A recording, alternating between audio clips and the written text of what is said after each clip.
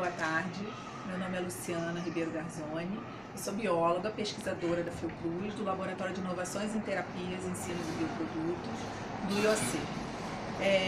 Eu vou falar para vocês sobre uma oficina que nós estamos realizando, que é a Oficina de Formação de Agentes Mirins para o Combate ao Aedes, Dengue, Zika e Chikungunya.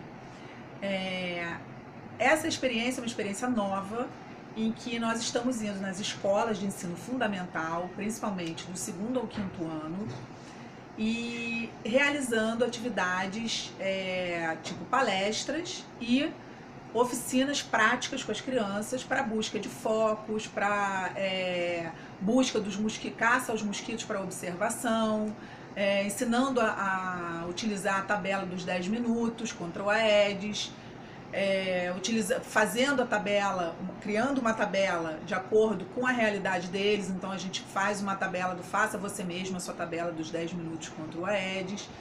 E assim a gente está conseguindo conquistar essas crianças para se tornarem multiplicadores nessa batalha.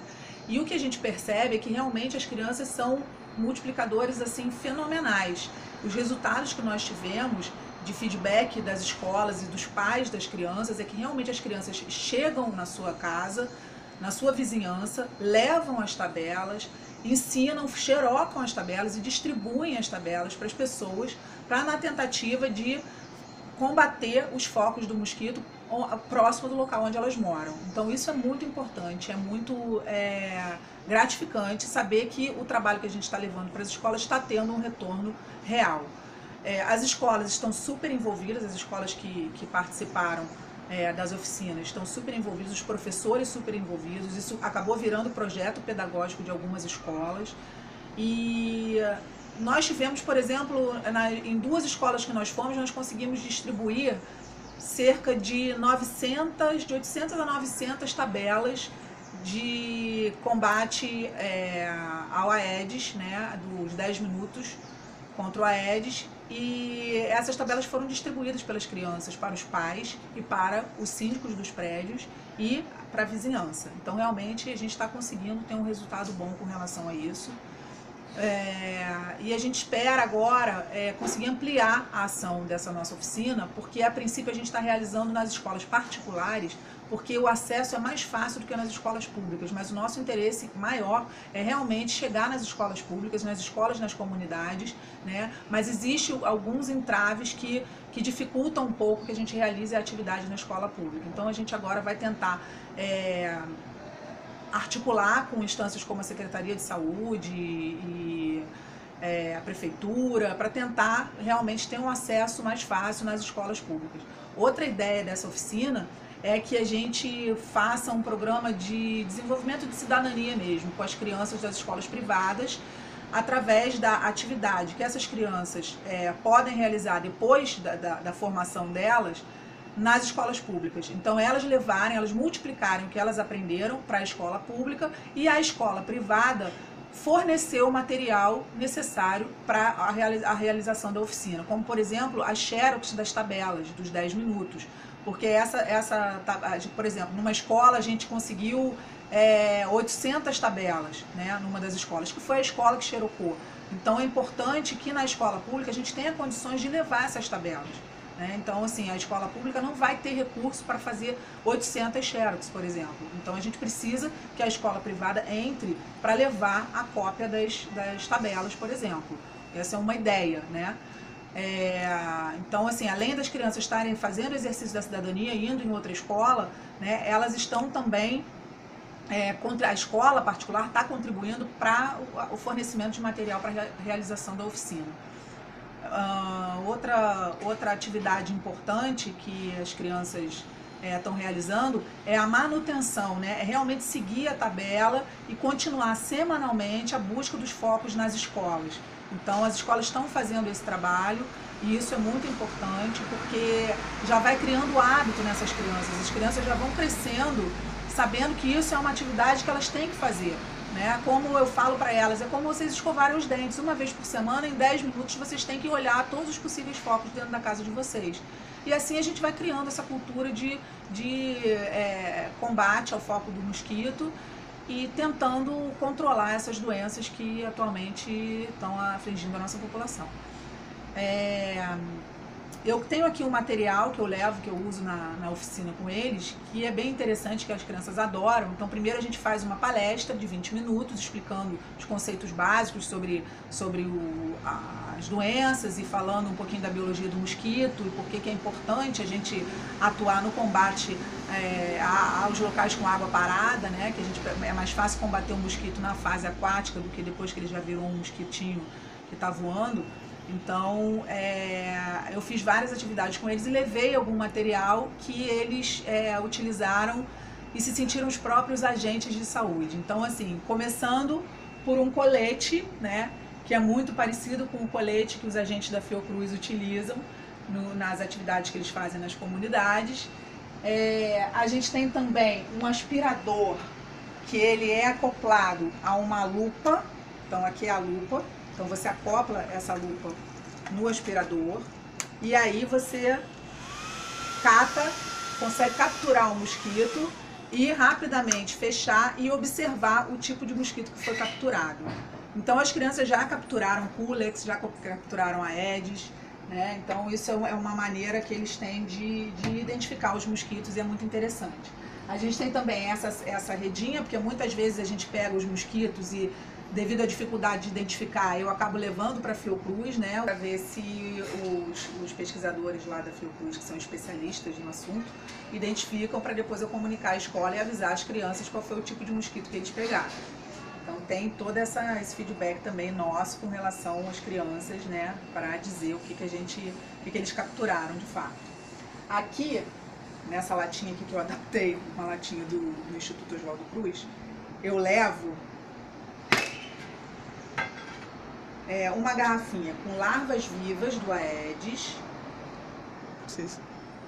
Tá? Então, essas larvas, quem conseguiu para mim foi o Genilton, que ele faz os filmes sobre o Aedes aegypti, então ele me emprestou essa garrafinha com essas larvas. E a gente tem também mosquitos Aedes aegypti mortos, que eu levo também para as crianças observarem com uma lupa. Então, todas essas atividades são realizadas, a gente divide as crianças em grupos e elas fazem essas atividades, tem um rodízio e aí todas passam por todas as atividades praticamente. E no final elas fazem também um exercício de como preencher a tabela dos 10 minutos contra o Aedes, que é uma tabela que o LITEB fez, adaptada a partir da tabela dos 10 minutos contra a dengue oficial. E a gente também criou a tabela, faça você mesmo a sua tabela dos 10 minutos contra o Aedes. Por quê? A gente sentiu que na escola privada, por exemplo, a realidade das crianças é um pouco diferente da realidade das comunidades, que para onde foi o foco daquela tabela que foi criada pela Fiocruz, né? Então, assim, na tabela oficial, você tem calhas, caixa d'água, são coisas que você tem na casa, numa casa, ou até na própria escola, ou num prédio, mas você não tem num apartamento. Então a gente fez, faça você mesmo a sua tabela dos 10 minutos contra o Aedes, com as crianças colocando aquilo que pode ser um potencial foco de acúmulo de água e de local para o mosquito fazer a postura dos seus ovos.